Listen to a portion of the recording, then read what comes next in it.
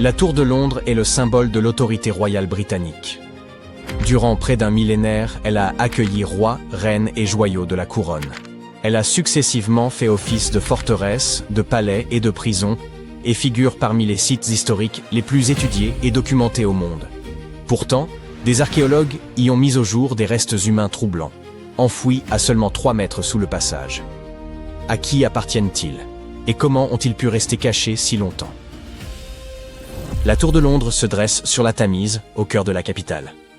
Véritable château médiéval, elle se distingue par ses épaisses murailles de pierre bien conservées, ses portes fortifiées et ses tours de guet dignes du cinéma. Elle fut édifiée il y a près de 1000 ans, lorsque Guillaume le Conquérant s'empara de l'Angleterre. Il lui fallait une forteresse pour asseoir son autorité sur la ville et imposer un message clair. Un nouveau souverain règne et l'ordre doit être respecté. L'ensemble du complexe couvre 73 000 m², soit une superficie comparable à celle du domaine de la Maison Blanche. Les joyaux de la couronne y sont encore conservés et exposés sous haute surveillance. Pendant des siècles, la citadelle servit aussi de prison de haute sécurité, accueillant des détenus de premier plan. Toutefois, elle ne se limita pas à enfermer des gens. Elle abrita également une ménagerie royale peuplée de lions, d'éléphants et de léopards. Le roi de Norvège alla jusqu'à offrir un ours polaire, autorisé à nager dans la Tamise, attaché à une longue laisse, pour y pêcher. Parmi les principales attractions figure la Tour Blanche, imposant donjon de pierre culminant à environ 27 mètres, qui demeura durant des siècles le plus haut édifice de Londres. Les souverains faisaient blanchir ces pierres afin qu'elles resplendissent, la transformant en un repère éclatant dominant la ville sombre et boueuse. Un autre lieu incontournable est la chapelle de Saint-Pierre-aux-Liens, église historique de la Tour, qui servit de sépulture à la fois pour des prisonniers illustres et des aristocrates. C'est précisément à l'extérieur de cette chapelle que les archéologues ont effectué une découverte glaçante. L'affaire débute en 2019, lorsqu'un contrôle de routine met au jour 2 sépultures. En 2025, lors de nouvelles fouilles, la situation prend une tournure bien plus troublante. Plus d'une vingtaine de squelettes apparaissent, entassés et mêlés à des fragments plus anciens, preuve que le site a été utilisé à maintes reprises. Ces tombes couvrent une longue période, du XIIIe au XVIIe siècle, ce qui exclut l'hypothèse d'un événement unique. Il s'agirait plutôt d'un lieu réutilisé de manière récurrente dans le Londres médiéval. Un ensemble retient particulièrement l'attention. Un groupe d'au moins 6 individus datant du XIVe siècle, dont la disposition désordonnée contraste avec les autres. Cette datation coïncide avec l'époque de la peste noire à Londres, suggérant un possible lien, même si les chercheurs restent prudents quant à leurs conclusions. À l'inverse, certaines sépultures ne présentent aucun signe de précipitation et témoignent même d'un certain coût.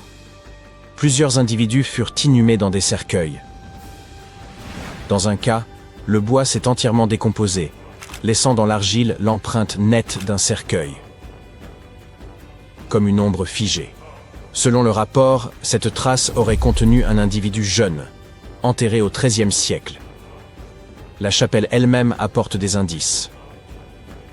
L'édifice actuel correspond en réalité à la version la plus récente construite à cet emplacement. Il est probable que 3 ou 4 chapelles plus anciennes s'y soient succédées. Et les fouilles ont d'ailleurs révélé, en profondeur, des murs disparus, ainsi qu'un ancien niveau de sol. Que peut-on encore apprendre de ces individus? C'est ici que la science intervient. Les chercheurs analysent les dents, qui se forment durant l'enfance et conservent des signatures chimiques liées à l'eau bue et à l'alimentation. Elles constituent ainsi une archive durable du lieu de croissance. L'équipe s'est penchée sur 2 squelettes en particulier. Le premier semble appartenir à un individu aisé. Les analyses suggèrent une enfance au pays de Galles, suivie de plusieurs déplacements, ainsi qu'un régime riche en sucre, luxe notable à l'époque. Le second présente un profil tout différent. Ses os révèlent un stress chronique et une enfance nettement plus éprouvante. Ces 2 personnes occupaient donc des positions opposées dans la hiérarchie sociale, l'une privilégiée, l'autre beaucoup moins. Pourtant, leurs restes ont fini par se côtoyer, réunis des siècles plus tard par la découverte archéologique. Chaque année, des millions de visiteurs arpentent la Tour de Londres. Ils y prennent des photographies et parcourent les lieux sans se douter qu'ils marchent peut-être au-dessus de vastes sépultures. Cela soulève une question évidente. Si un site aussi célèbre peut dissimuler d'anciens cimetières, combien d'autres endroits recèlent encore de tels secrets? La tour est loin d'être le seul monument à en abriter. En 2019, l'incendie de Notre-Dame de Paris a entraîné un vaste chantier de reconstruction. Ces travaux ont conduit à soulever certaines parties du sol, révélant un secret saisissant. Plusieurs tombes abritant 2 sarcophages en plomb à forme humaine, scellés comme des capsules temporelles. À l'intérieur, des éléments étonnamment préservés ont été découverts, tels que des tissus, des cheveux et même des feuilles déposées sur la tête. Ces indices suggèrent un statut élevé. Contre toute attente, les chercheurs ont pu identifier l'un des défunts comme étant Antoine de la Porte, dignitaire ecclésiastique décédé en 1710. Le second cercueil a donné lieu à une véritable enquête. Surnommé le Cavalier, en raison des traces laissées sur ses os par une pratique prolongée de l'équitation, cet individu pourrait, selon des analyses récentes, correspondre à Joachim du Bellay, poète renommé du XVIe siècle. Nous avons donc des tombes dissimulées à Londres et à Paris. Ce qui reste compréhensible, ce sont des villes anciennes et densément peuplées, habitées depuis des siècles. Mais un lieu sur Terre n'était pas censé livrer de pareilles histoires. L'Antarctique. Presque le bout du monde, sans présence humaine à des centaines de kilomètres. Pourtant, en 1985, un scientifique chilien y a découvert des restes humains sur une plage sans glace de l'île Livingston, aujourd'hui appelée Yamana Beach. Un crâne humain en Antarctique paraît déjà improbable, mais les datations rendent la découverte encore plus troublante. L'analyse des restes indique une jeune femme d'environ 21 ans, probablement originaire des canaux patagoniens. Sa mort remonte au début de l'ère de la chasse aux phoques, entre 1819 et 1825, soit les tout premiers temps de présence humaine dans cette région. Une question s'impose alors, comment une jeune femme a-t-elle pu se retrouver dans un environnement si isolé? Une hypothèse suggère qu'elle aurait accompagné les premiers chasseurs de phoques, comme guide ou membre d'équipage. Le chercheur initial a même avancé qu'elle aurait pu être abandonnée sur place pour des raisons obscures. De plus, le site de découverte est connu pour avoir été fréquenté par des chasseurs de phoques au début du XIXe siècle. Les éléments concordent partiellement sans permettre d'établir une explication certaine. L'affaire devient plus étrange encore. En 1985, seul son crâne a été découvert. Par la suite, des chercheurs sont revenus dans la zone et ont mis au jour d'autres ossements humains. En 1988 puis en 1993, 2 fémurs ont été retrouvés près du site initial. La question est évidente. Ces os appartenaient-ils à la même personne ou à plusieurs individus? Les chercheurs prévoyaient d'utiliser l'ADN pour vérifier si les fémurs correspondaient au crâne.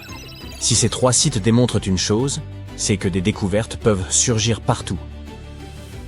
Mais le plus fascinant reste d'imaginer les prochaines étapes. Nous entrons dans une période où la technologie pourrait donner à l'histoire un aspect presque immersif. Songez aux possibilités offertes par les données collectées. Il est déjà possible d'extraire l'ADN d'une dent pour déterminer l'alimentation ou le lieu d'enfance d'un individu. Peut-être qu'un jour, ce code biologique permettra, grâce à l'intelligence artificielle, de reconstituer entièrement une personne. On pourrait alors obtenir un humain numérique fidèle, avec la couleur des yeux, la texture de peau et même les cicatrices. Ensuite, ces données peuvent être associées à l'environnement. La numérisation laser permet de cartographier avec précision les fondations enfouies. En les intégrant à un moteur physique, il devient possible de reconstruire des structures disparues depuis des siècles. Ainsi, au cours de notre vie, visiter la Tour de Londres ne se limiterait plus à son état actuel. Vous pourriez enfiler un casque et pénétrer dans la chapelle telle qu'elle apparaissait en 1448, vous retrouvant face à l'histoire, sans la puanteur de l'époque ni le risque d'attraper la peste.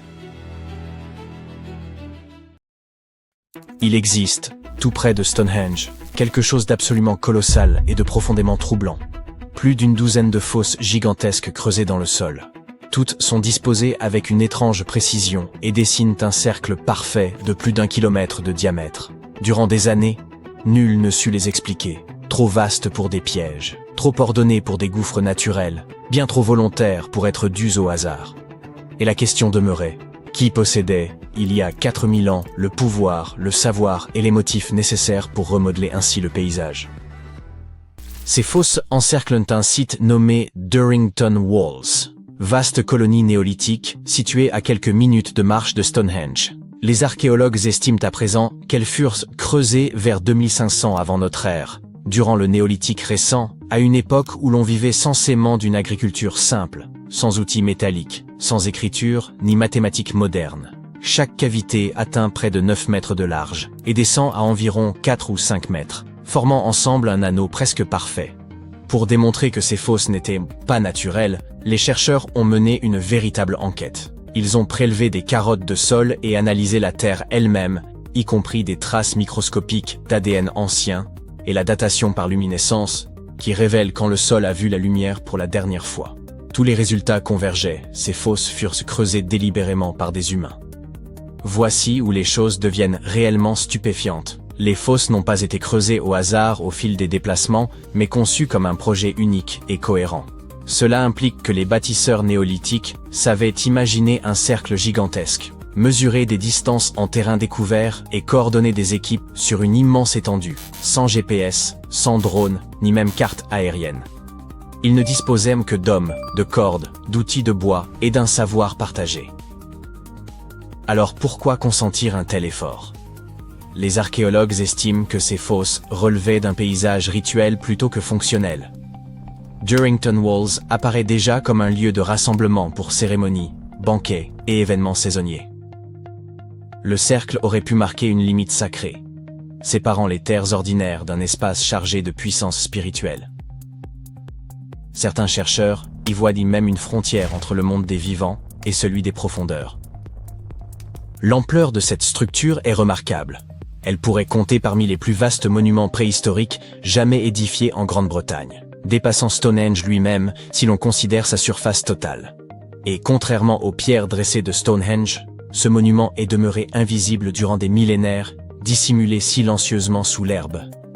Des générations l'ont traversé sans savoir qu'elle se tenait au cœur d'un immense tracé ancien. Longtemps, nous avons sous-estimé les peuples anciens. Nous les pensions soumis à la nature, plutôt que capables de la transformer. Pourtant, des découvertes comme celle-ci ne cessent que de le démentir. Les bâtisseurs de Durrington Walls ne se contentaient pas d'habiter le paysage, ils l'ont conçu.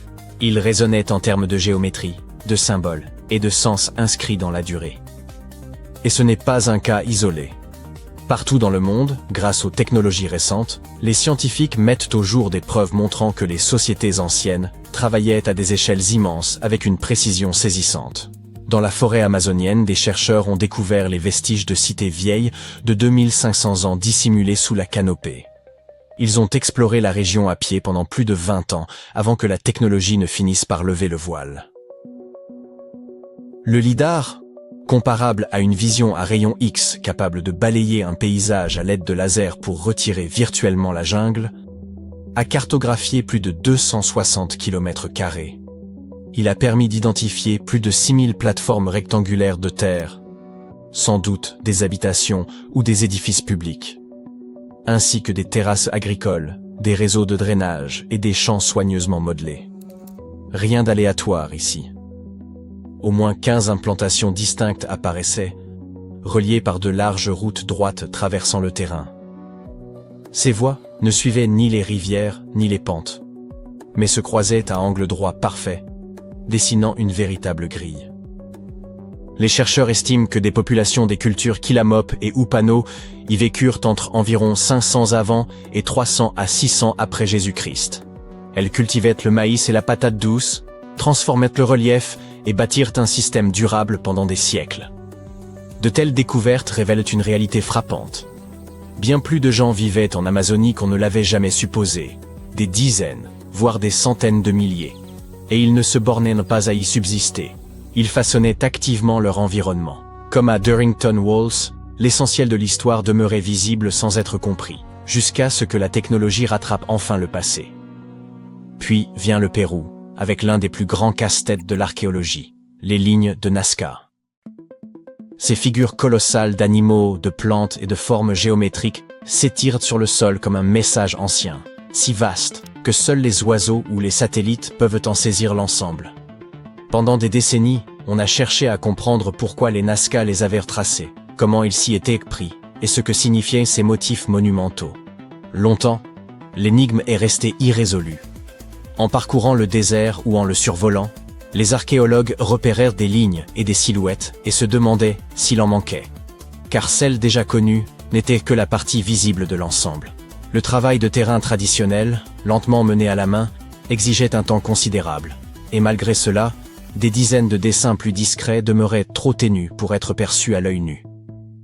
Ainsi, au lieu de parcourir le désert à pied, les chercheurs ont appris à l'intelligence artificielle à reconnaître des motifs dans les images aériennes et celles prises par drone. Ils ont nourri des modèles entraînés avec des téraoctets de clichés, et l'IA a commencé à signaler des formes, des courbes et des contours anciens dissimulés depuis des siècles. En à peine 6 mois, elle a repéré 303 géoglyphes, jusque-là inconnus dans le désert de Nazca. Cela a presque doublé le nombre de figures recensées et révélé des catégories entières de dessins. Certaines de ces formes sont minuscules, de quelques mètres à peine, mais voisines de figures géantes comme le colibri ou le singe. Grâce à ces découvertes, les chercheurs peuvent enfin éprouver leurs hypothèses sur la fonction des lignes. Il apparaît qu'elles n'étaient pas de simples ornements. Beaucoup servaient sans doute de parcours ou d'itinéraires pour des déplacements rituels. Et qu'on se rassure, l'IA ne remplace pas les archéologues. Ceux-ci vérifient chaque piste sur le terrain et interprètent tout ce que les machines mettent au jour.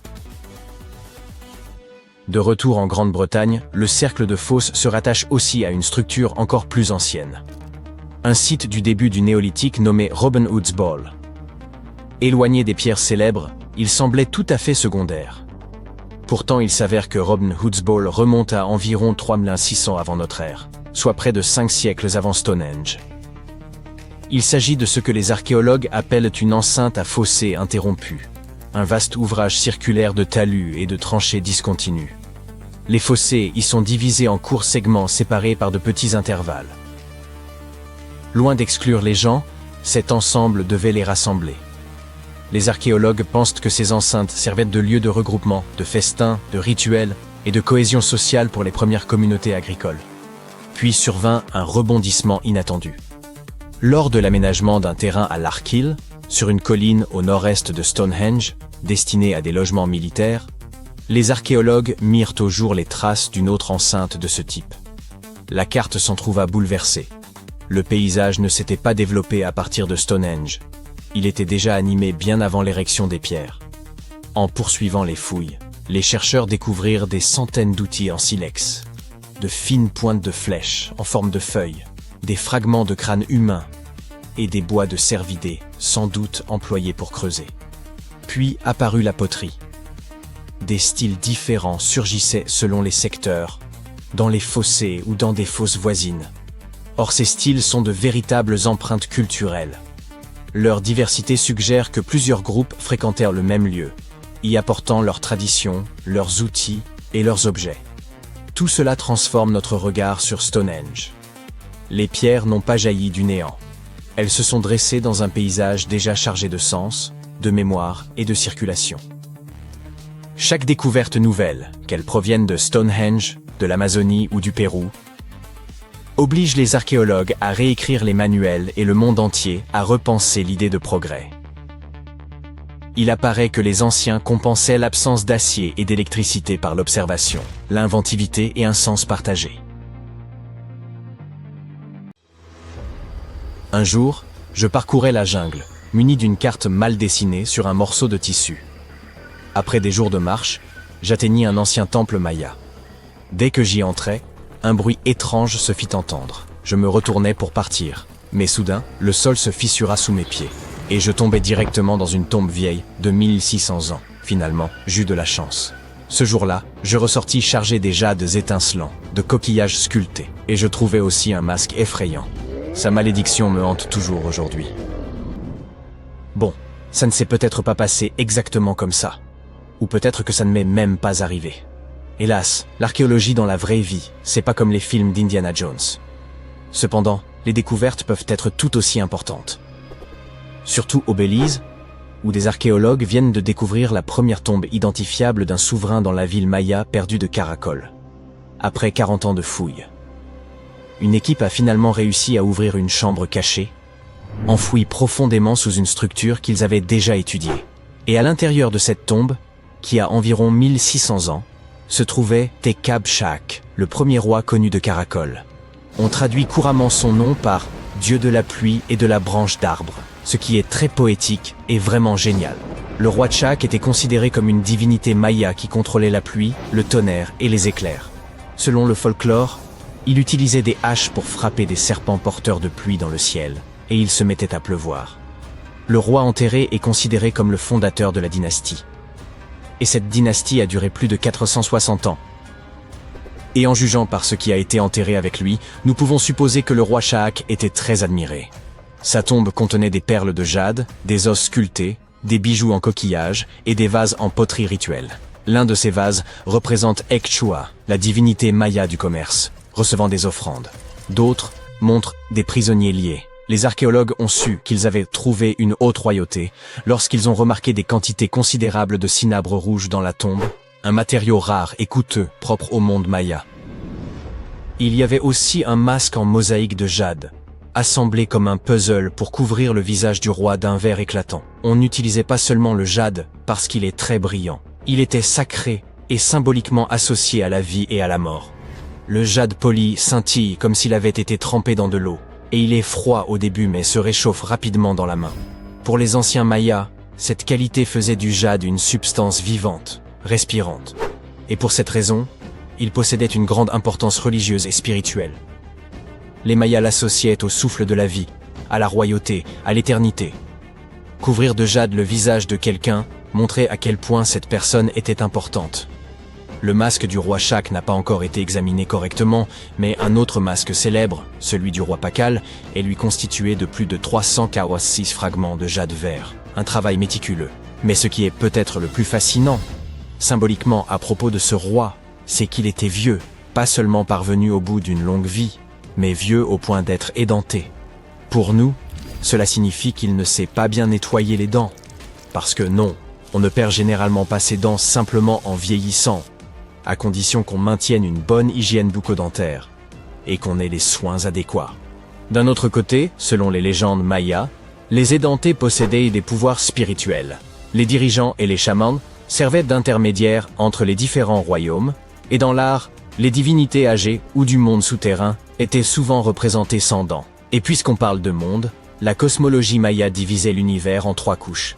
Le monde du haut était le domaine des dieux. Le monde du milieu était celui des hommes.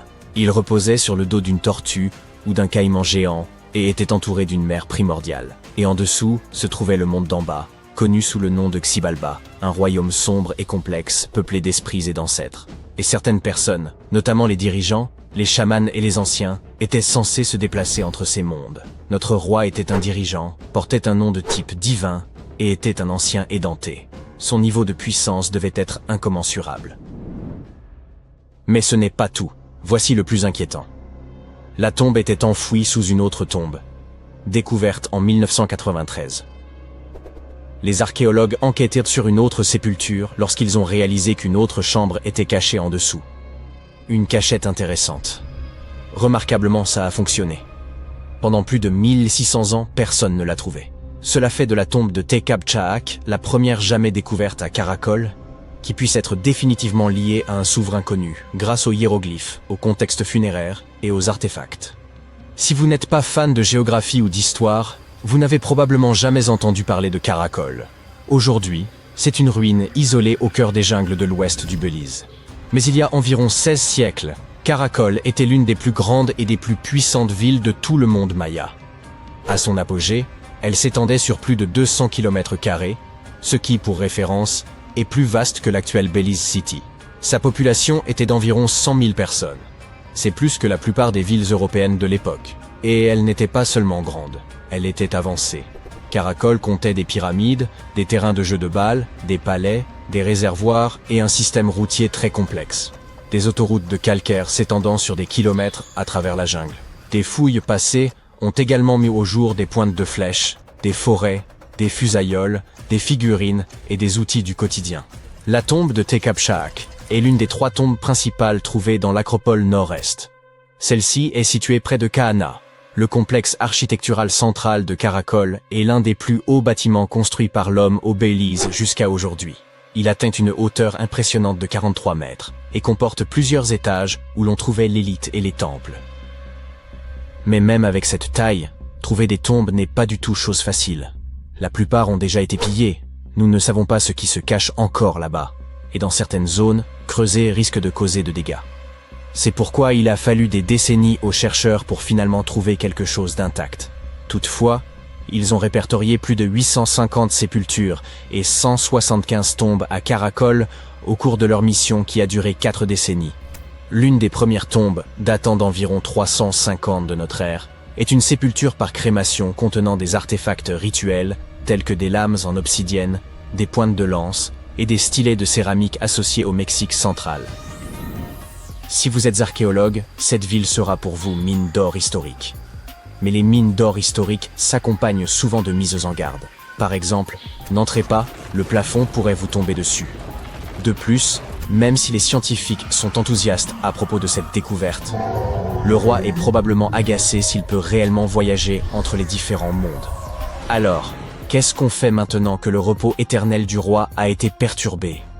En ouvrant et en entrant dans la tombe de Tecabtchak, les archéologues ont pénétré dans un lieu sacré censé rester fermé. Les tombes mayas n'étaient pas simplement des trous dans le sol avec un cercueil joliment taillé. Elles étaient scellées comme des coffres cosmiques, fermés avec de la pierre, de la terre, et parfois des rituels de fermeture élaborés. L'idée, c'est qu'une fois refermé, ce que la tombe contenait ne devait plus être touché. L'archéologie à Caracol et dans d'autres villes mayas nous ont bien prouvé tout ça. Des couches épaisses et impénétrables, des offrandes définitives et des débris soigneusement déposés signifiant clairement que nul ne devait pénétrer à l'intérieur. Les archéologues d'aujourd'hui les traitent encore ainsi. Ils travaillent selon des lois et des protocoles stricts et font montre du plus grand respect pour ce que tout cela représentait pour les bâtisseurs d'origine. Cependant, il est étrange de penser à la mythologie et de se demander si Tchak va hanter les archéologues. Je suppose que nous verrons bien. Il ne devrait pas avoir peur. Il est vieux et n'a pas de dents. Peut-être qu'il les embêtera avec de la pluie. Après tout, il tient son nom d'une divinité pluvieuse, et nous ne connaissons toujours pas sa véritable puissance. Les Mayas étaient une civilisation fascinante, et leurs structures comptent encore parmi les plus mystérieuses que l'on puisse trouver. Bien qu'ils aient été isolés du monde connu, ils ont également construit des pyramides sans grue, cartographié le ciel nocturne sans télescope, et ils savaient comment enterrer un roi. Caracol est plein de secrets. Une tombe cachée sous une autre tombe, un roi édenté avec un masque effrayant, et le nom d'une divinité, c'est presque incroyable. Et étonnamment, on continue aujourd'hui de faire des découvertes. Alors peut-être qu'il n'est finalement pas trop tard pour moi. Mais d'abord, voyons un peu les conséquences de cette malédiction, d'accord? L'obscurité survient en plein midi. Qu'est-ce donc? La fin du monde? Devenez-vous aveugle? Un immense astéroïde se dirige-t-il vers la Terre? Rassurez-vous, il ne s'agit que d'une éclipse. Un phénomène cosmique d'ampleur planétaire qui n'a rien d'effrayant. C'est l'instant où la Lune passe devant le Soleil et où la planète s'enfonce brièvement dans l'ombre. Lorsque cela arrive, nous ne sommes guère surpris, car les scientifiques annoncent généralement une éclipse plusieurs mois à l'avance. Grâce aux calculs astronomiques et aux modèles mathématiques, ils prédisent pour de très longues années les positions du Soleil et de la Lune. Mais qu'en était-il autrefois, il y a 100, 500 ou 1000 ans? Un paysan part travailler au champ et soudain, toute la contrée bascule dans l'obscurité. Il sait que le jour a commencé, mais que se passe-t-il? Ou des marins sillonnant mer et océan, qui remarquent brusquement que l'horizon et le ciel s'assombrissent, comme si quelqu'un avait éteint la lumière. Imaginez l'effroi primitif qu'ils ont dû ressentir. Et pourtant, en réalité, les gens ne cédèrent pas à la panique. Bien avant l'invention des ordinateurs, des télescopes géants et des satellites, les hommes savaient déjà prévoir le moment d'une éclipse. Comment s'y prenaient-ils? Les peuples anciens étaient bien plus perspicaces que certains ne l'imaginent. Voyons comment ils réalisèrent leurs calculs astronomiques à travers l'exemple de la civilisation maya et de son célèbre calendrier des éclipses. Ainsi, si vous l'ignoriez, les Mayas constituent un peuple autochtone de Mésoamérique, autrefois établi dans le sud du Mexique, le nord du Belize et le Guatemala. D'ailleurs, le terme « autrefois » convient mal. Ce peuple existe toujours. Au début du XXIe siècle, plus de 5 millions de personnes parlaient une trentaine de langues mayas. Avant la conquête espagnole, cette civilisation figurait parmi les plus avancées et les plus complexes au monde. Les premiers mayas apparaissent dès 1500 avant notre ère, et, vers l'an 200, ils avaient déjà édifié de vastes cités dotées de pyramides, de cours, de temples et d'infrastructures. Ils étaient célèbres pour leur calendrier et leurs prévisions astronomiques. Vous avez sans doute entendu parler du calendrier Maya, dont la chronologie s'achevait en 2012, ce qui fit croire à beaucoup que l'apocalypse surviendrait cette année-là. Heureusement, rien ne se produisit. Une autre de leurs créations était le calendrier des éclipses, destiné à en prévoir les occurrences. Longtemps, les scientifiques en ont ignoré le fonctionnement, mais ils en connaissent aujourd'hui le principe. Tout commence avec le Codex de Dresde, un ouvrage datant des 11e ou 12e siècles. Composé de 78 pages en papier d'écorce, renfermant des savoirs sur l'astronomie, l'astrologie, les saisons et la médecine. Il fait partie des rares livres à avoir survécu à la conquête espagnole du territoire maya. Les dates des éclipses revêtaient alors une grande importance. Mais pourquoi? Souhaitait-il simplement chômer et festoyer? En un sens, oui. Mais il s'agissait de cérémonies sombres et redoutables. D'antiques rituels sans rien de réjouissant. Les Mayas voyèrent dans l'obscurcissement du soleil par la lune un signe envoyé par les créatures mythologiques qu'ils adoraient. Lorsque le jour s'assombrissait, ils accomplissaient des rites inquiétants, espérant ainsi apaiser les divinités et obtenir récoltes abondantes, protection contre leurs ennemis, renouveau de la nature ou autres faveurs. Sans entrer davantage dans les détails, retenez qu'ils tenaient à connaître à l'avance les dates des éclipses afin de préparer ces cérémonies. C'est dans ce but qu'ils conçurent leur calendrier. L'une des tables du Codex de Dresde répertorie 405 mois lunaires, chacun correspondant à une révolution complète de la Lune autour de la Terre, soit environ 29 jours. Grâce à ces données, les prêtres mayas pouvaient annoncer des éclipses jusqu'à 700 ans à l'avance. Ce calendrier leur indiquait précisément le jour de l'événement. Pourtant, les chercheurs modernes ne comprenaient pas comment il était utilisé. Ce n'est que récemment qu'ils en ont élucidé le mécanisme. Ainsi, les Mayas observaient quotidiennement la Lune et le Soleil. En suivant le déplacement de la Lune dans le ciel, ils comprirent qu'il s'écoulait environ 29 jours entre deux nouvelles lunes. Ils remarquèrent ensuite que, parfois, la Lune masquait le Soleil, et que ces éclipses ne survenaient pas au hasard, mais selon des cycles précis. Ils élaborèrent alors un vaste calendrier composé de mois lunaires numérotés. 1 mois, 2 mois, 3 mois, et ainsi de suite jusqu'à 405. Durant certains mois, la Lune occultait entièrement le Soleil, tandis que, lors d'autres, elle ne le couvrait que partiellement. Ils consignèrent avec soin les jours exacts de ces phénomènes et enregistrèrent la position de la Lune sur 405 mois. Grâce à ces données, ils pouvaient prévoir où se trouverait l'astre pour les 405 mois suivants, puis recommencer ainsi durant des siècles. En termes simples, ils reprenèrent le calendrier après cette période. Du moins, telle était l'interprétation des scientifiques modernes. Mais elle s'avéra erronée. La Lune n'accomplit pas sa révolution autour de la Terre en un temps rigoureusement identique chaque mois. Certaines périodes sont légèrement plus longues, d'autres un peu plus courtes, avec seulement quelques heures d'écart. Pris isolément, ces décalages semblaient négligeables. Mais leur accumulation finissait par fausser le calendrier. Imaginez que vous arriviez avec une minute de retard à un rendez-vous, cela n'a guère d'importance. Mais si ce retard se répète pendant 3 mois, vous accusez déjà près d'1 heure et demie de décalage. Sur un calendrier de 405 mois, ces heures supplémentaires devenaient bien plus nombreuses. Si les Mayas avaient systématiquement repris le dernier nombre d'un tableau pour débuter le suivant, leur prévision d'éclipse se serait peu à peu dégradée, chaque réinitialisation amplifiant l'erreur. Ils choisirent probablement une autre méthode, en commençant un nouveau tableau au 358e mois du précédent. Dans ce cas, leurs calculs sur l'alignement du Soleil et de la Lune n'avaient qu'une avance d'environ 2 heures et 20 minutes, une précision remarquable pour cette époque. Si l'on compare l'ancienne table aux connaissances actuelles sur les cycles d'éclipses, On constate que cette méthode permettait aux Mayas de prédire avec exactitude chaque éclipse solaire visible sur leur Terre entre 350 et 1150 de notre ère. Ces ajustements mineurs assuraient le bon fonctionnement de la table sur de longues périodes. Les scientifiques affirment qu'avec ces mises à jour, la table serait restée précise pendant des siècles, avec des écarts inférieurs à 51 minutes sur 134 ans. Cela illustre non seulement l'avancée des mathématiques mayas, mais aussi la manière dont ils reliaient intimement leur existence et leurs croyances au mouvement du Soleil, de la Lune et des étoiles. Nous faisons quelque chose de comparable avec l'année bissextile. Février compte normalement 28 jours, mais tous les 4 ans, un jour supplémentaire le porte à 29. La Terre ne parcourt pas exactement un tour complet autour du Soleil en un an, mais en un an plus environ 6 heures supplémentaires. Ces heures additionnelles s'accumulent et, au fil des années, finissent par constituer un jour entier, que l'on ajoute à la fin de février. Le jour intercalaire. De petites erreurs de ce type sont ainsi corrigées.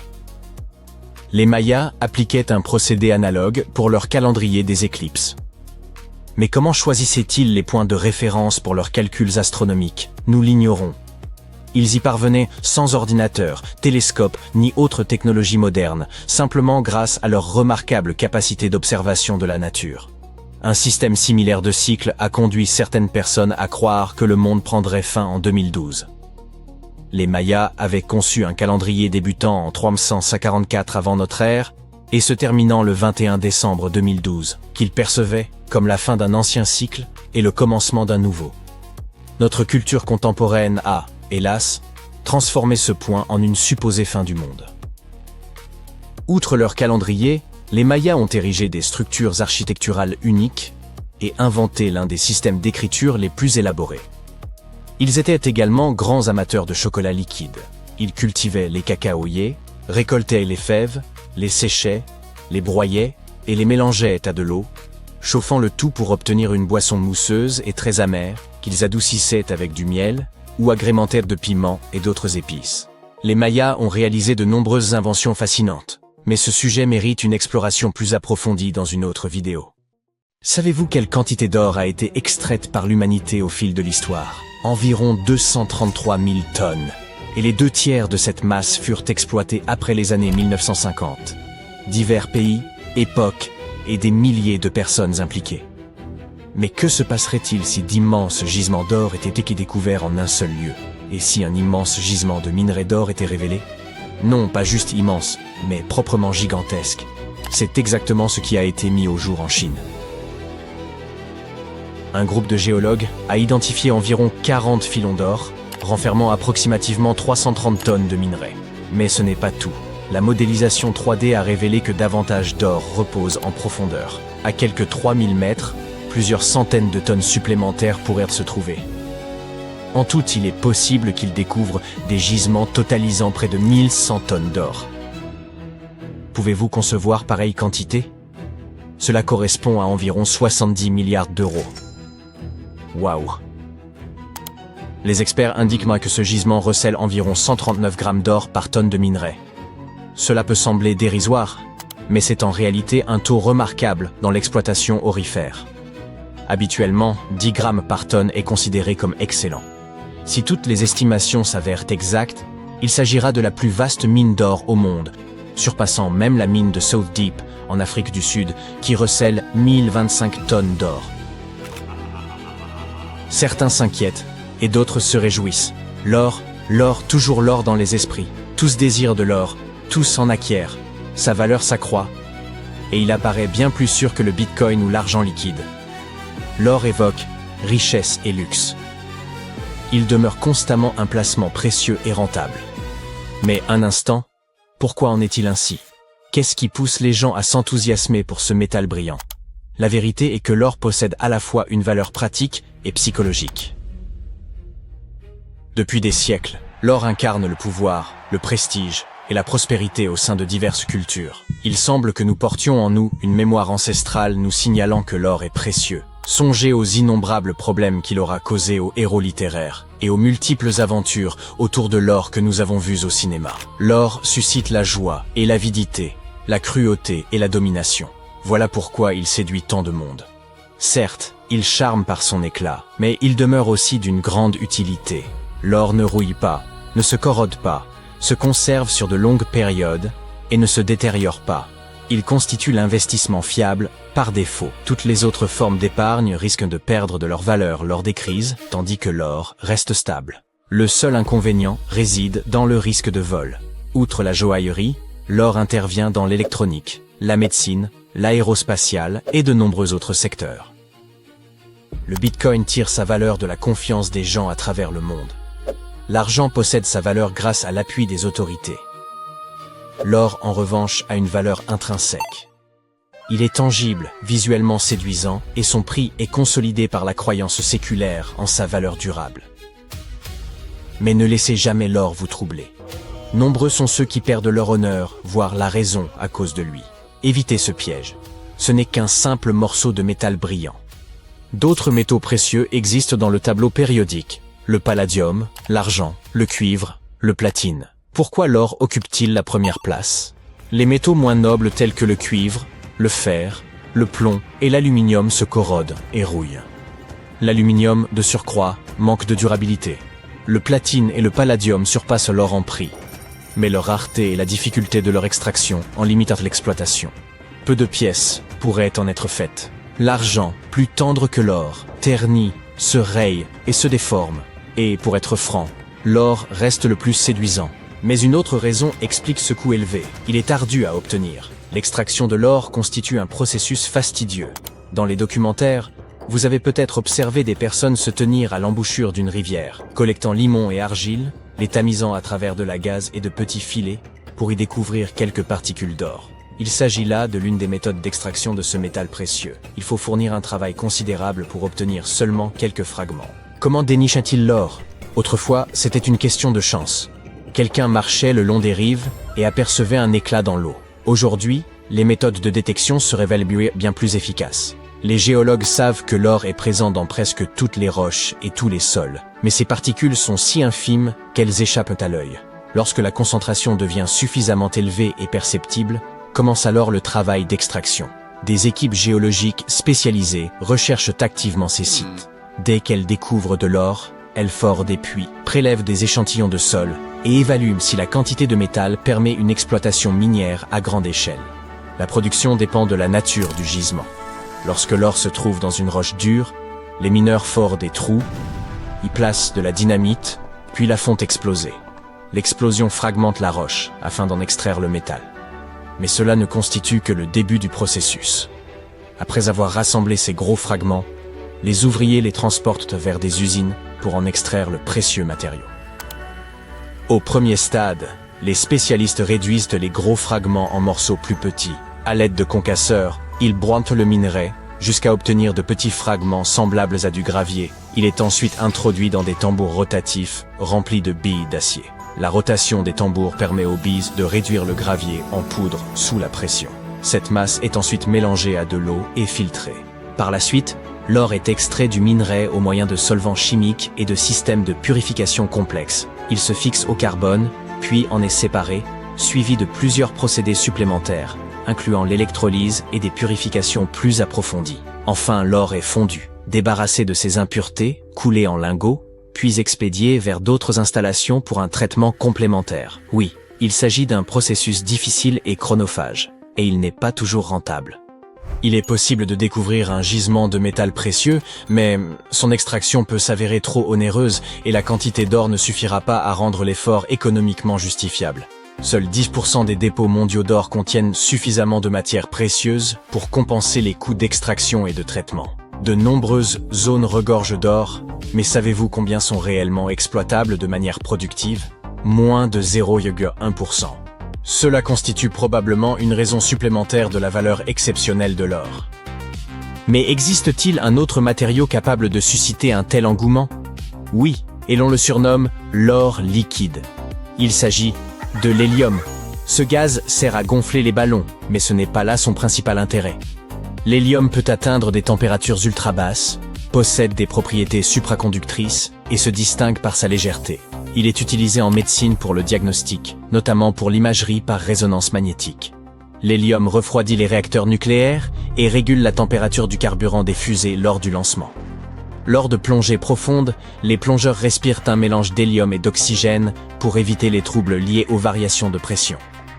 L'hélium s'avère ainsi indispensable au monde moderne. Un autre matériau précieux est le graphène.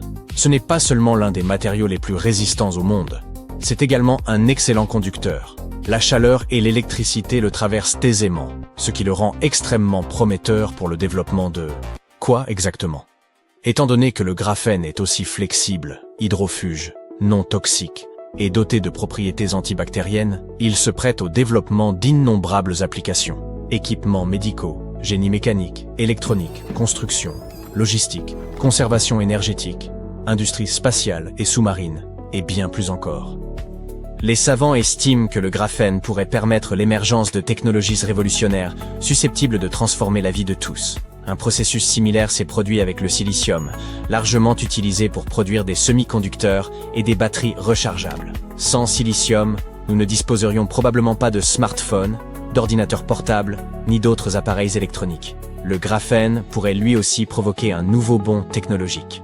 Lorsque le monde s'orientera vers les énergies renouvelables et que les transports électriques se généraliseront, le graphène pourrait devenir le véritable or technologique. Les tests sur les batteries au graphène ont démontré qu'elles se rechargent plus de 70 fois plus vite que les classiques et durent 3 fois plus longtemps.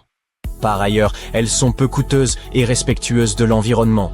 Impressionnant certes, mais où peut-on se procurer ce graphène? Il est extrait du graphite, présent dans les entrailles de la Terre. L'un des plus vastes gisements se situe en Australie méridionale, avec 200 millions de tonnes de graphite de haute qualité, une quantité qui semble suffisante pour alimenter la planète entière. En 1912, les journaux britanniques s'enthousiasmaient pour une affirmation audacieuse. Les premiers humains seraient apparus en Grande-Bretagne et non en Afrique. L'impression était celle d'une histoire réécrite de fond en comble, et l'adhésion fut générale. Les foules applaudirent, les savants célébrèrent l'événement, et le petit village de Piltdown, dans le Sussex, devint soudain le centre de ce qui fut présenté comme la plus grande découverte de l'histoire de l'évolution. Tout cela fut rendu possible par Charles Dawson, un archéologue amateur curieux, désireux de se faire un nom dans le monde scientifique. Il affirma avoir découvert des fragments osseux appartenant à une créature intermédiaire entre les singes et les humains. Dawson s'associa à Arthur Smith Woodward, géologue respecté du Musée d'histoire naturelle de Londres, et ensemble ils assemblèrent des morceaux de crâne, des dents et même des outils primitifs. Leur découverte, baptisée l'Homme de Piltdown, fut présentée à la Société géologique et crue pendant des décennies. Les manuels scolaires réorganisèrent même l'évolution humaine autour de ce fossile, appris comme une vérité absolue par des générations entières. Mais un retournement survint. En 1949, de nouvelles techniques permettant de dater précisément les objets révélèrent des incohérences. Les analyses montrèrent que le crâne n'avait qu'environ 50 000 ans, et non plusieurs centaines de milliers. Plus surprenant encore, le crâne et la mâchoire n'appartenaient pas à la même espèce. Un crâne humain avait été combiné avec la mâchoire d'un singe, probablement un orang-outan. Les dents avaient été limées pour paraître plus humaines, et les os teintés afin de correspondre au gravier environnant. Ce fossile artificiel parvint à tromper le monde entier en lui faisant croire à la découverte d'une pièce manquante de l'histoire humaine. Dawson entra ainsi dans l'histoire scientifique, mais sans doute pas comme il l'avait espéré. Et il n'était pas un cas isolé. Certains agissaient par appât du gain, d'autres par soif de renommée. À la fin du XIXe siècle, à Paris, les musées accumulaient les trésors antiques comme s'il s'agissait de cartes Panini. Lorsqu'une somptueuse tiare en or, prétendument attribuée à un roi scythe nommé Saïta-Farnès, apparut sur le marché, le Louvre estima devoir l'acquérir. Elle était spectaculaire, richement ornée, majestueuse, digne d'un souverain. Le musée versa une somme considérable et l'exposa fièrement comme un chef-d'œuvre de l'art ancien. Puis survint la désillusion. Quelques années plus tard, un orfèvre entreprenant d'Odessa, Israël Rouchomovski, lut un article sur la prestigieuse découverte du Louvre et éclata de rire. Il reconnut la tiare qu'il avait façonnée de ses propres mains. Il s'agissait d'une œuvre moderne, réalisée sur commande pour des marchands locaux, lesquels ne lui avaient jamais révélé leur intention de la faire passer pour un trésor ancien. Le Louvre fut humilié. Une fois encore, le monde entier avait cru à un mensonge séduisant. Quant à l'orfèvre qui avait ridiculisé le musée, Il gagna une notoriété durable dans le milieu artistique. La Tiare détient encore aujourd'hui le record Guinness de la plus grande fraude en orfèvrerie de l'histoire. Une autre supercherie scientifique soigneusement orchestrée nous ramène dans la paisible ville de Cardiff, dans l'État de New York, quelques décennies avant l'affaire du Louvre. En 1869, des ouvriers creusant un puits heurtèrent un objet dur et massif. Ils mirent au jour ce qui semblait être un homme pétrifié de 3 mètres de haut, étendu dans le sol. Les foules affluèrent de régions éloignées pour l'observer. Des prédicateurs y virent la preuve des géants bibliques évoqués dans la Genèse. Les savants débattirent, hésitant entre fossilisation et intervention divine. En quelques jours, le géant de Cardiff devint une véritable attraction. Les visiteurs payaient cher pour le voir, 50 cents l'entrée, une somme importante à l'époque. On découvrit plus tard qu'un certain George Hull avait sculpté ce géant dans du gypse à la suite d'une dispute avec un révérend méthodiste. Hull voulait démontrer à quel point il était facile de duper les foules, en particulier les croyants, contrairement à lui. Il enterra donc le faux géant, et l'expérience réussit au-delà de ses attentes. Même après la révélation de la fraude par des experts, le public continua d'affluer par désir d'y croire. Au fil du temps, le géant changea plusieurs fois de propriétaire. Il est aujourd'hui exposé au musée Fenimore Farm and Country Village, à Cooperstown dans l'État de New York. En parlant de musée, vous avez peut-être déjà aperçu ces crânes de cristal qui scintillent sous la lumière, présentés comme des objets sacrés issus de temples mésoaméricains. Oui, ceux popularisés par un film d'Indiana Jones, associés à des pouvoirs aztèques anciens ou même à une énergie extraterrestre. Pendant longtemps, les musées les exposèrent avec fierté, jusqu'à ce que des chercheurs du British Museum et du Smithsonian entreprennent de les examiner de près. Leurs conclusions mirent alors fin au mythe. Ils établirent que ces crânes avaient été façonnés à l'aide d'outils rotatifs modernes et d'abrasifs inconnus des anciens sculpteurs.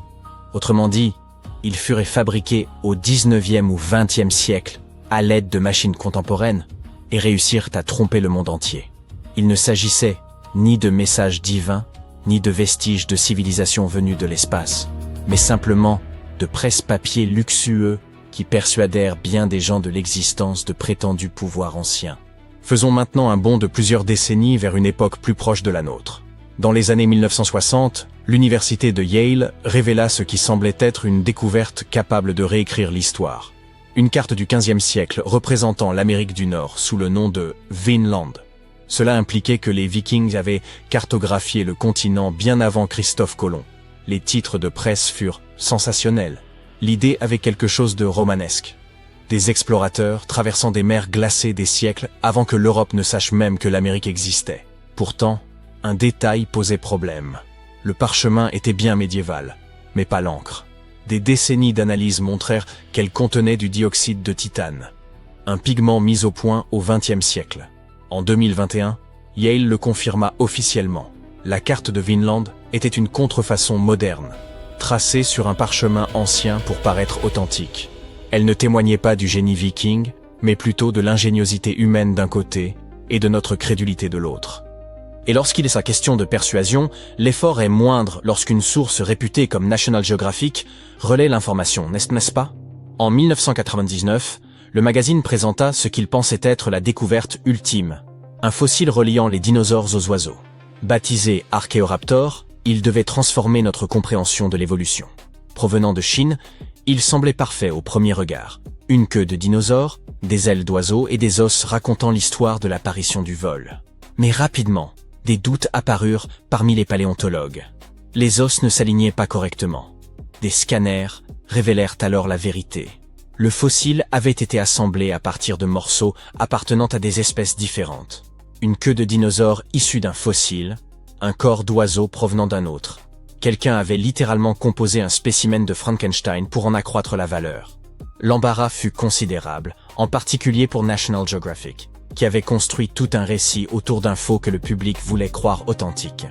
Si vous pensez que les canulars scientifiques appartiennent au passé grâce aux technologies du XXIe siècle, voici une surprise.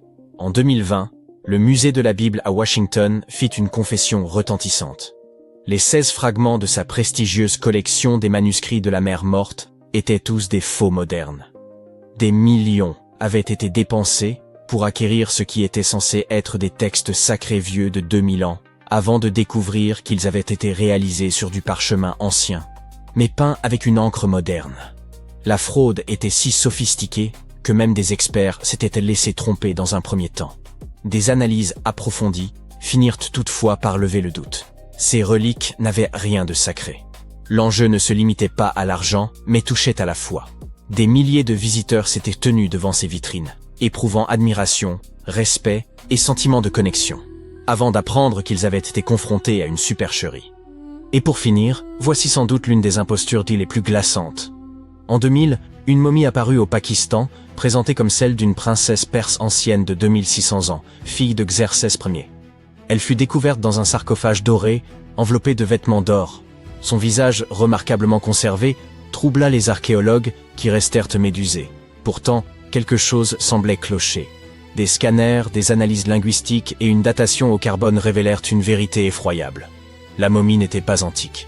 Il s'agissait d'une femme moderne, probablement tuée, puis momifiée afin d'être vendue comme une fausse relique. L'affaire bascula brutalement de la fascination au drame et bouleversa de nombreuses personnes. Ce qui devait être un miracle royal se révéla être un crime infâme et un mensonge de plus. Toutes ces histoires ont un point commun, l'espoir. Les êtres humains veulent croire. Ils cherchent à toucher le passé et à trouver des preuves qui les reliaient à quelque chose de plus vaste. Qu'il s'agisse de savants en quête du chaînon manquant, de musées avides de renommée ou de croyants en quête de preuves de leur foi, tous aspirent à l'émerveillement. L'histoire regorge d'imposteurs et, parfois, ce sont précisément ces supercheries qui donnent naissance.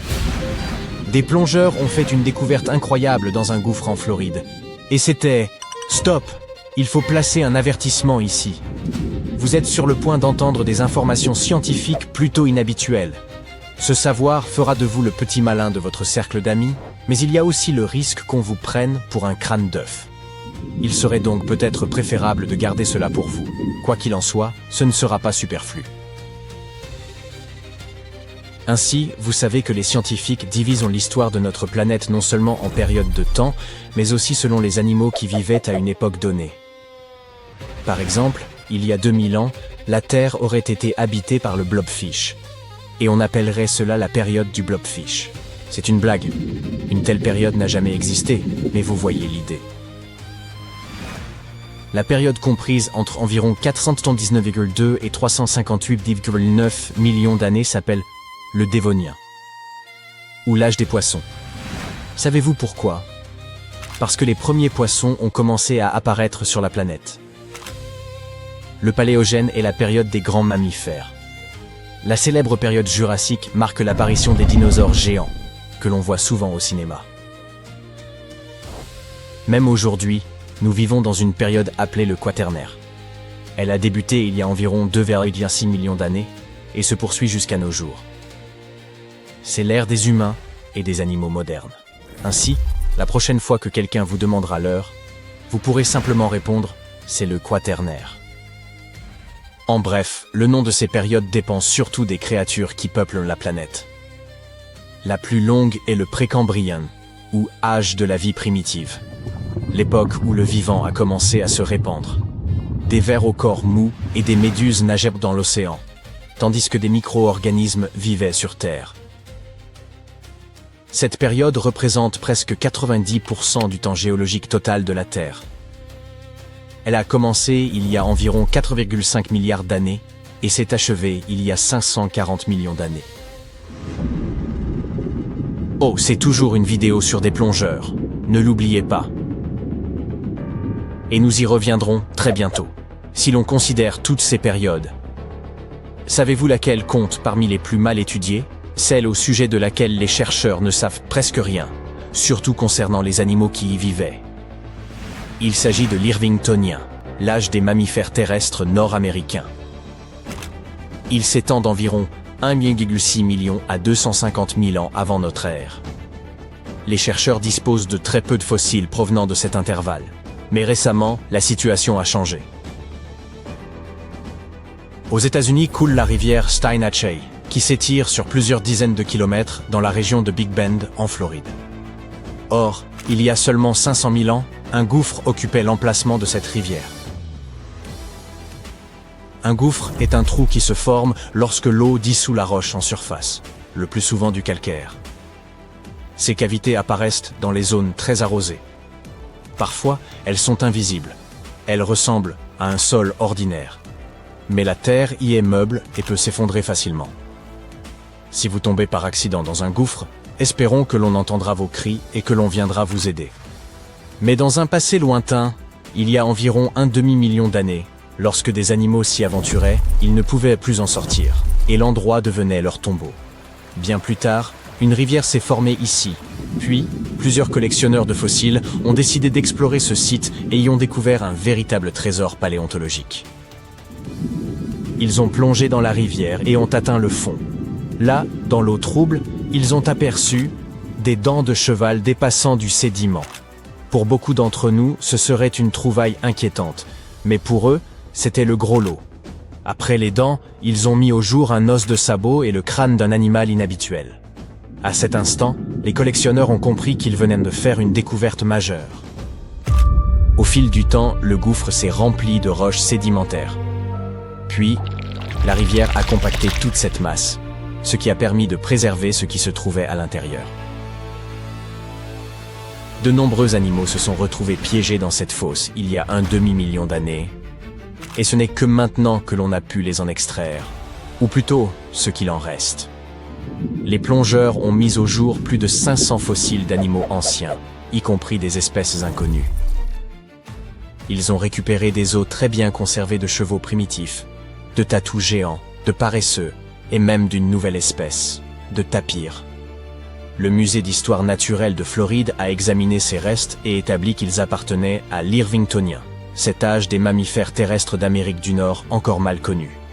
2 découvertes ont frappé les scientifiques dans cette collection.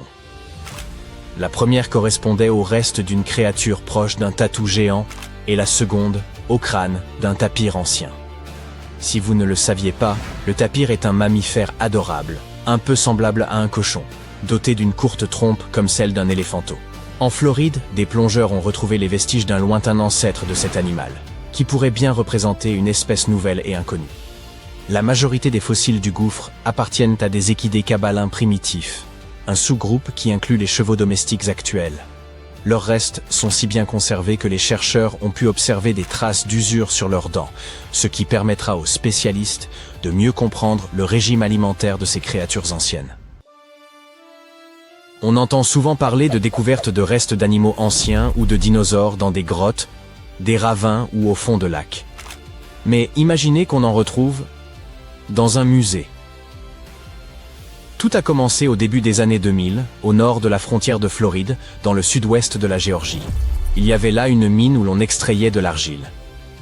Un jour, des ouvriers ont mis au jour des restes d'animaux anciens et les ont confiés au musée d'histoire naturelle.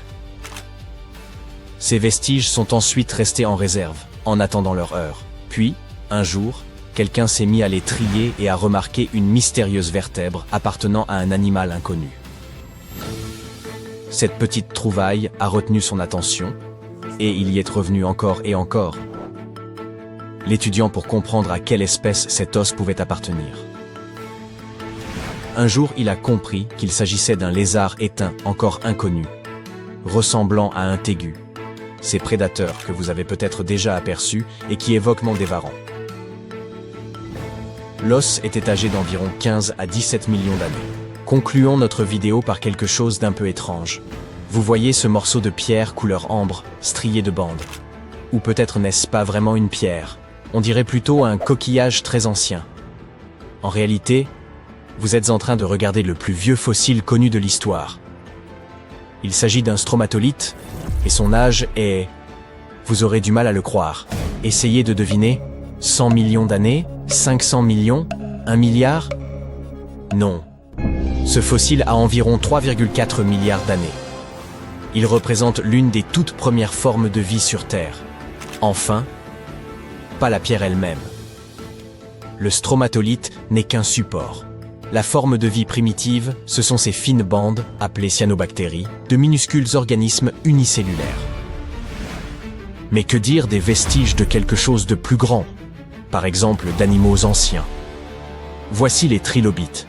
Ils vivaient ici durant la période cambrienne, qui a commencé il y a environ 500 millions d'années. C'est à ce moment-là que de nombreux invertébrés et poissons ont commencé à apparaître. Leurs exosquelettes ont permis aux trilobites de rester remarquablement bien conservés, malgré leur âge. C'étaient des arthropodes qui ressemblèrent à un mélange d'araignées, de scorpions et de mutants venus d'une autre galaxie.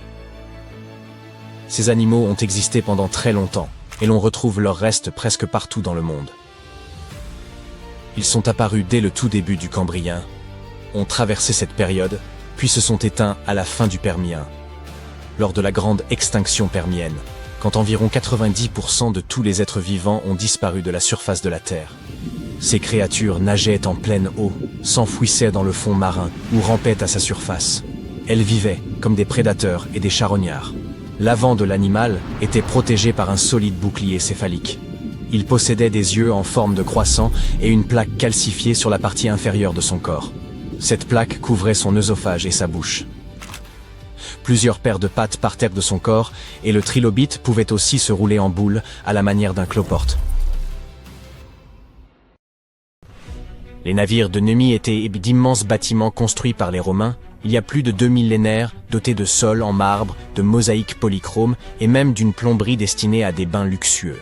À la différence des navires de leur époque, principalement voués au transport ou au combat, ceux-ci s'apparentèrent à de véritables palais flottants. Toutefois, les navires de Nemi ne se distinguent pas seulement par leur luxe et leur prouesse technique. Leur destinée elle-même est singulière, perdue, redécouverte, puis de nouveau disparue. Ils se sont retrouvés au cœur d'une énigme qui intrigue les historiens depuis des siècles. La première étrangeté les concernant tient au lieu même de leur découverte. Ces vastes structures de bois reposaient au fond du lac de Nemi, un lac volcanique aux eaux calmes, situé à une trentaine de kilomètres au sud de Rome. Durant des siècles, les pêcheurs du voisinage connaissaient l'existence des épaves et, selon la rumeur, en tiraient un profit. À l'aide de grappins, ils remontaient fragments et objets provenant des navires qu'ils écoulaient ensuite sur les marchés. Cette pratique se poursuivit jusqu'en 1446, lorsque certains nobles décidèrent d'examiner sérieusement les récits entourant les navires de Nemi. Ils comprirent alors qu'il ne s'agissait pas d'une simple légende. Les deux bâtiments gisaient bel et bien à environ 18 mètres de profondeur. À partir de là, le mystère ne fit que s'épaissir. Lorsqu'on y réfléchit, 18 mètres ne représentent pas une profondeur considérable, d'autant que le lac de Nemi est de dimension modeste, à peine 1800 mètres de large pour une trentaine de mètres de profondeur. Pourquoi dès lors y avoir fait construire des navires d'une telle ampleur? La question devient encore plus troublante lorsqu'on découvre leur commanditaire, l'empereur romain Caligula, célèbre pour sa cruauté et son arbitraire. Une chose toutefois fait consensus, son goût prononcé pour l'extravagance. Caligula dépensait sans compter, au point que l'on suppose qu'il aurait dilapidé le trésor impérial en une seule année, entre fêtes fastueuses, banquets et soins démesurés accordés à ses animaux. On raconte même qu'il faisait servir à son cheval favori de l'avoine mêlée de paillettes d'or. Amateur d'excès en toutes choses, pourquoi choisit-il donc de construire 2 navires gigantesques sur un lac aussi réduit? Les spécialistes estiment que Caligula aurait choisi cet emplacement en raison du lien étroit entre ce lac et Diane, divinité de la chasse, de la lune et de la nature, honorée dans un sanctuaire situé sur la rive septentrionale du plan d'eau. Précisons d'ailleurs que le nom Nemi est une appellation moderne figurant sur les cartes actuelles. À l'époque romaine, le lac était connu sous le nom de Speculum Dianae, ce qui signifie le miroir de Diane. Il est donc plausible que Caligula ait considéré ce lieu comme un refuge idéal où dissimuler et amarrer ses barges de plaisance.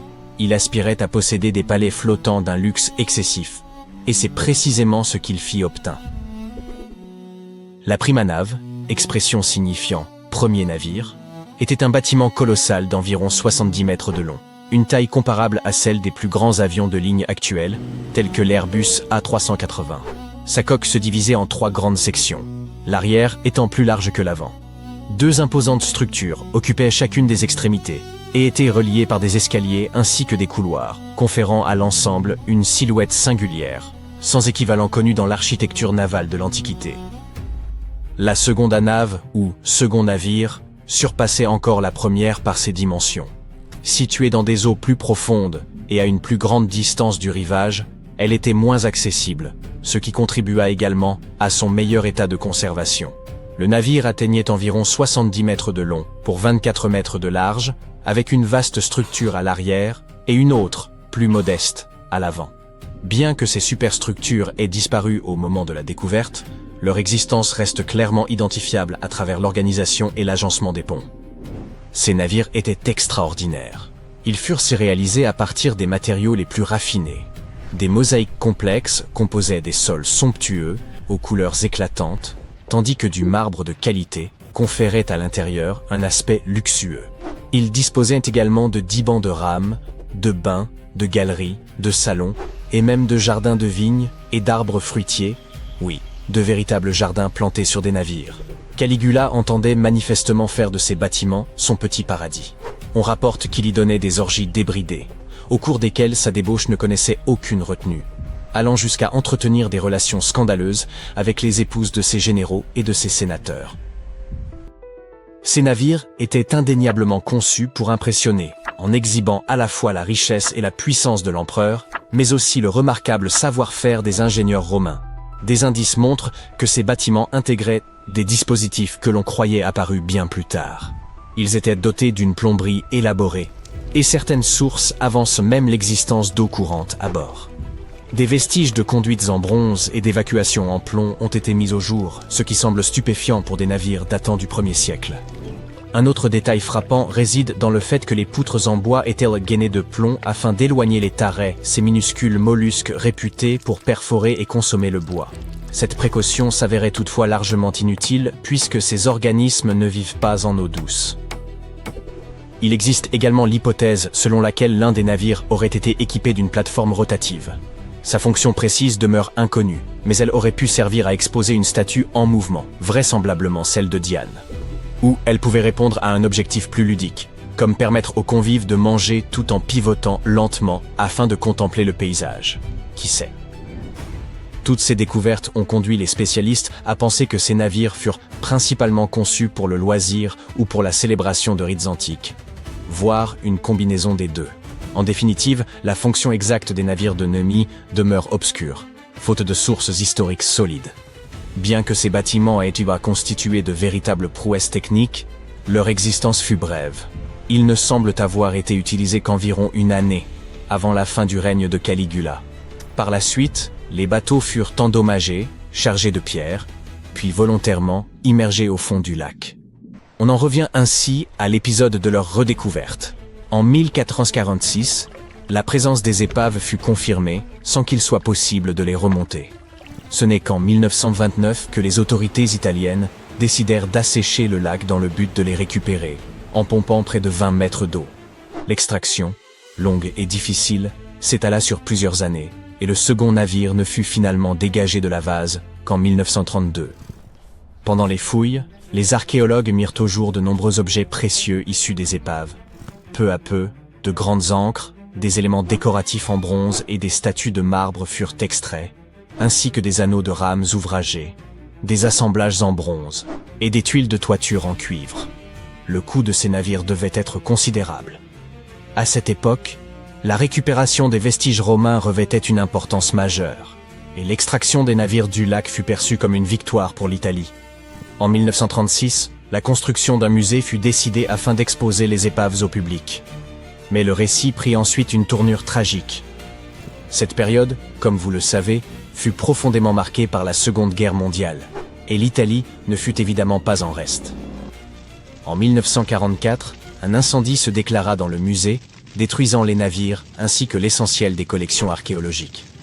L'origine du sinistre demeure incertaine, mais il est établi que les plus grands navires antiques jamais découverts disparurent dans les flammes. Seuls subsistèrent quelques éléments en bronze, des bois calcinés et certains artefacts conservés à Rome. Retenez votre souffle. Nous descendons au fond de la mer. Que découvrons-nous ici? Une multitude de poissons, des poulpes, des récifs coralliens, des cercles parfaits d'origine inconnue, des crevettes, des raies, des requins. Attendez, quoi? Un instant. Que représentent ces cercles parfaits sur le fond marin? Incroyable, parfaitement symétriques, d'environ 20 mètres de diamètre, au contour net. 1, 2, 3, 10, 20. Ils sont innombrables. 1300 anneaux énigmatiques reposant au fond de la mer Méditerranée. Que viennent-ils y faire? Comment sont-ils apparus? Essayez d'imaginer. Des vestiges d'une civilisation extraterrestre? Les restes d'une cité antique? Une espèce marine jusqu'alors inconnue? Il y a 99% de chances que vous ne trouviez pas la bonne réponse. Toutefois, un petit indice existe. Ces cercles entretiennent un lien avec l'âge de glace. Il semble que le mystère se soit encore épaissi. Mais découvrons ensemble la vérité. Ainsi, tout débuta en 2011. Des biologistes marins mirent au jour des cercles énigmatiques au fond de la mer Méditerranée. La première interrogation fut « Comment se fait-il que personne ne les ait remarqués auparavant, compte tenu de l'immense étendue qu'ils occupaient ?» La réalité, c'est que la majeure partie du fond méditerranéen est trop peu profonde et proche des côtes, et c'est pourquoi personne n'y pratique d'exploitation minière. Par ailleurs, d'autres zones sont trop profondes pour les plongeurs autonomes. De ce fait, ces cercles se situaient dans une sorte d'angle mort. Poursuivons. Les cercles présentent une taille à peu près identique, avec un contour parfaitement net et une symétrie impeccable. Toutefois, la particularité la plus étrange réside dans la présence d'une tache sombre en leur centre. Visuellement, cela évoque un œuf au plat avec son jaune au milieu. En 2013, des biologistes discutèrent de cette découverte lors d'une conférence scientifique et formulèrent des hypothèses sur la nature de ces cercles. Peut-être étaient-ils liés à des volcans sous-marins ayant laissé de telles marques après l'éruption. Peut-être s'agissait-il d'une formation géologique singulière. Mais pourquoi ces cercles sont-ils si parfaitement ronds? Rien ne suggère qu'ils soient apparus par hasard. Poursuivons. Serait-il possible qu'il s'agisse d'algues coralliennes adoptant des formes insolites? Vous pouvez émettre toutes les conjectures que vous souhaitez, mais les scientifiques devaient descendre au fond et examiner les anneaux de près. Et c'est ce qu'ils firent. Ils constatèrent qu'au centre se trouvait une grande protubérance formée par des algues calcaires rouges. Cette corniche mesurait plusieurs mètres de hauteur et de largeur, avec des excroissances en forme d'éventail qui se balançaient à son sommet. La corniche était entourée d'une sorte d'éboulis pâle. L'anneau noir lui-même se composait de rhodolite, des accumulations d'algues dures et rocheuses. Les chercheurs comprirent alors que ce n'était pas de simples cercles. Ils semblaient vivants. D'autres questions émergèrent alors. Supposons qu'il s'agisse d'algues inhabituelles. Mais pourquoi former de tels cercles? Qu'est-ce qui leur a donné cette forme? Les chercheurs prélevèrent des échantillons du matériau situé au centre des cercles et découvrirent qu'ils dataient d'environ 21 000 ans.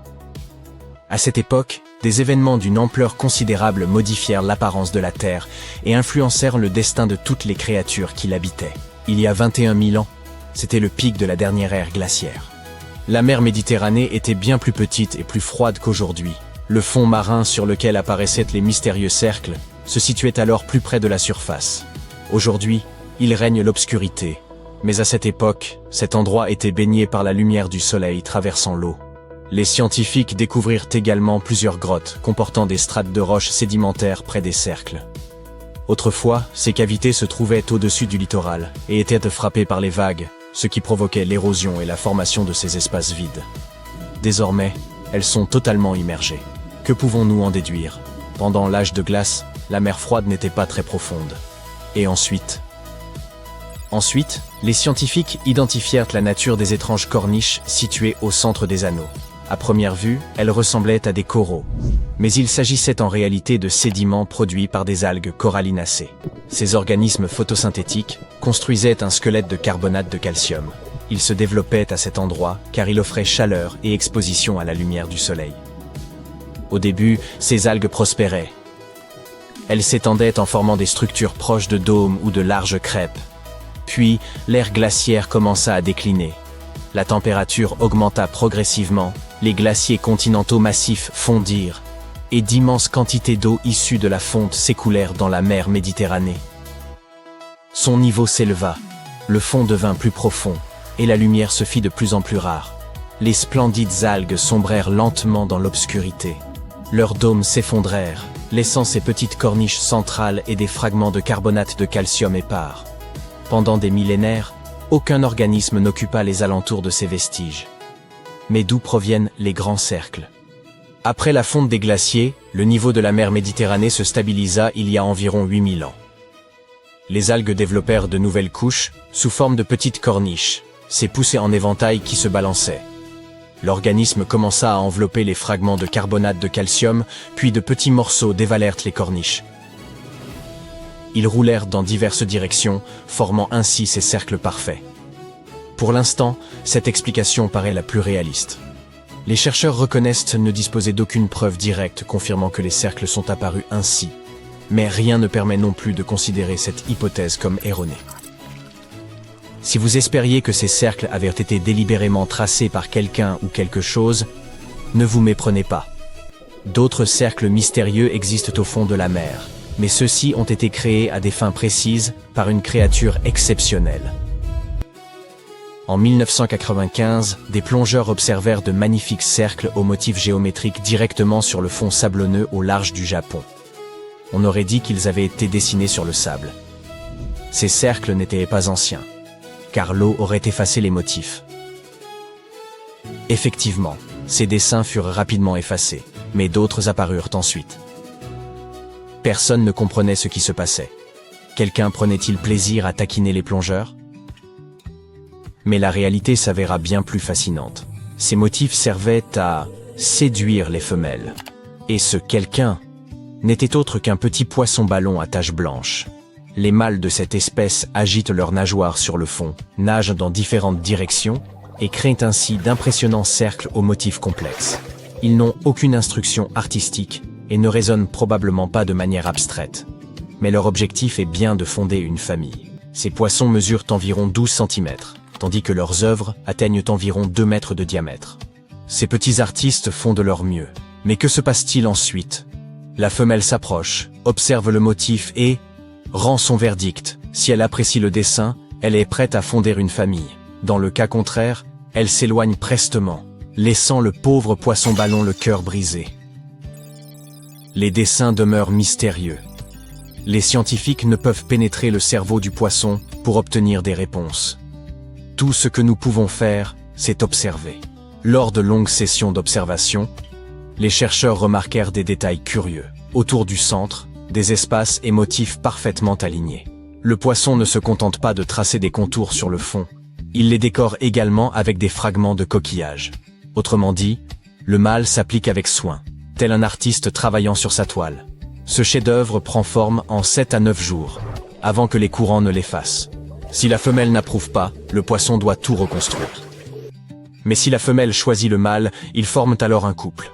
La femelle pond ses œufs au centre des cercles, puis nage au loin, tandis que le mâle veille sur eux pendant 6 jours pour les protéger et prendre soin de la progéniture.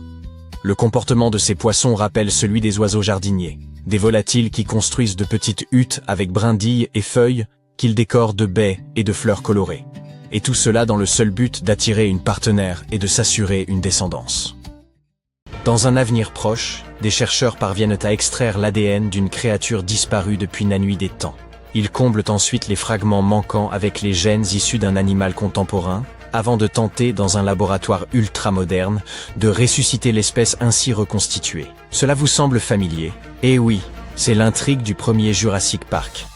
Pourtant, nous vivons désormais à une époque où cette démarche relève bel et bien de la recherche, même si, cette fois, la vedette n'est ni un raptor, ni un T-Rex. Aussi étonnant que cela puisse paraître, les scientifiques de Colossal Biosciences ambitionnent de faire renaître le moa géant.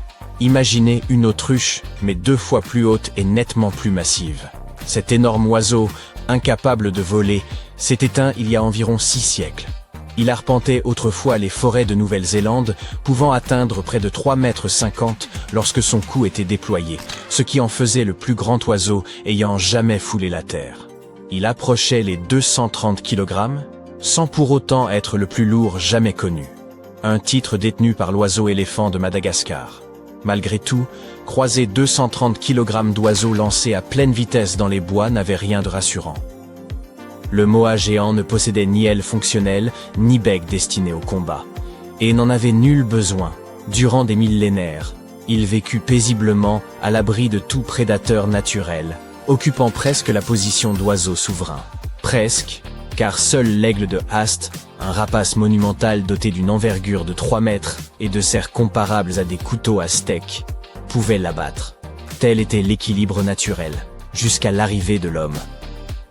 Autour du XIIIe siècle, les Maoris s'établirent en Nouvelle-Zélande et, comme tout peuple confronté à une terre nouvelle, s'adaptèrent promptement.